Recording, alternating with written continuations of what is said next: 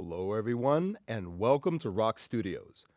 I'm Stan Miller. I'm PR and Analyst Relations Manager for Rockwell Automation in the EMEA region.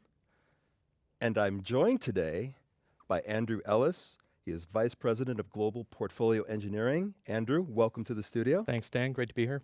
And I'm also joined by Ashkan Ashouriha.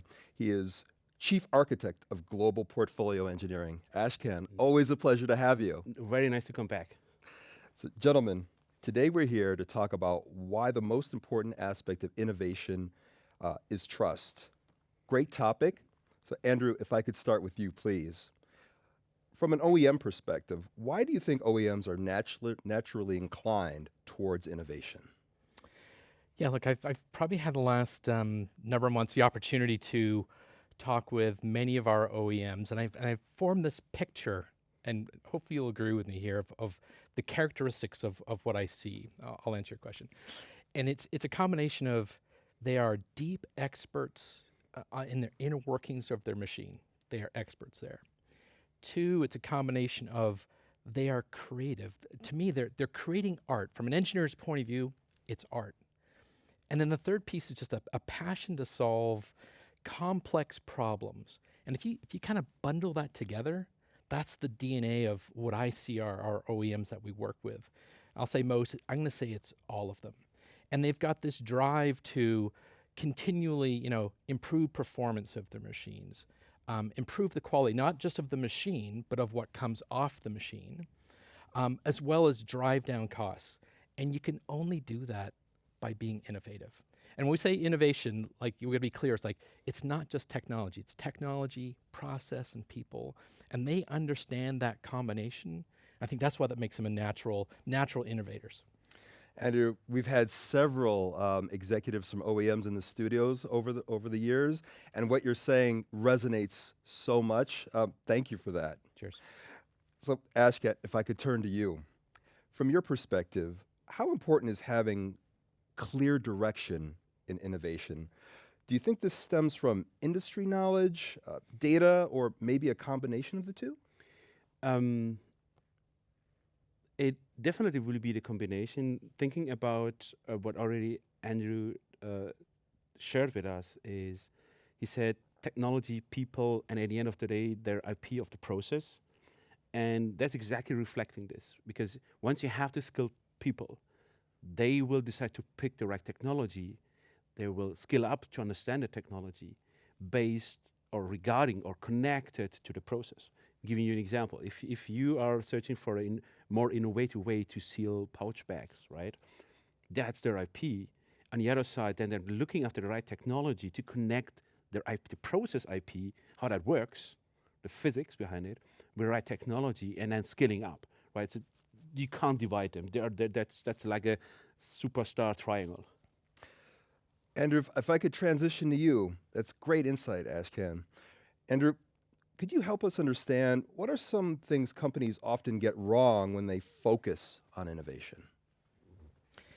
Yeah, I'm gonna answer that by starting with a quote, and I'm sure I'll get it wrong, but you can Google it later. And I think Edison said something like, "I didn't fail 1,000 times. I took 1,000 times steps to get to where I wanted to get to." And to me, it's attitude, but he clearly knew why he was doing it, what he wanted to do. And when we think of it that way, I think there's three ways I think people tend to fail. I mean, organizations tend to fail. One is they forget why they're doing it, right? That is a key thing. Is you got to always ask yourself, and Ashkan's famous for this, why is this important? Second is, applying technology purely for technology's sake. Mistake. Unless it's R&D, I think then totally understand why you're doing it. The third is what I said earlier is it's not just technology, it's technology, process, and people, and finding the balance between those three. And if you fail along the way, it's okay. If that's a step in your journey, you're on the right road. Excellent. Ashkan, let me ask you, why is the trust between OEMs and manufacturers so important for driving innovation? I would start back in the days where OEMs typically was mainly focused on the mechanical part of the machine, right? But then it starts with the electrical part, then automation. Now, during that transformation of the industry, and the OEMs, obviously. So what's happening is, once you have, again, coming back to that, you have the innovation part, you're looking into something, but you can't be innovative if you don't understand the process, right? Because they have to be connected to each other. And they are experts. So it means what happened during the transformation currently, or of this journey, if you're still not there, is that the manufacturers are leaning more and more on their IP, their knowledge, asking, hey, I have let me play a crazy idea. I would like to do this, this, this. Hey, how would I do that? And they're helping. They're part of the R&D process, right? So this is a win-win for both sides, and we are there to help them, right? That we're trying to help, trying to connect, and let me say something very clear.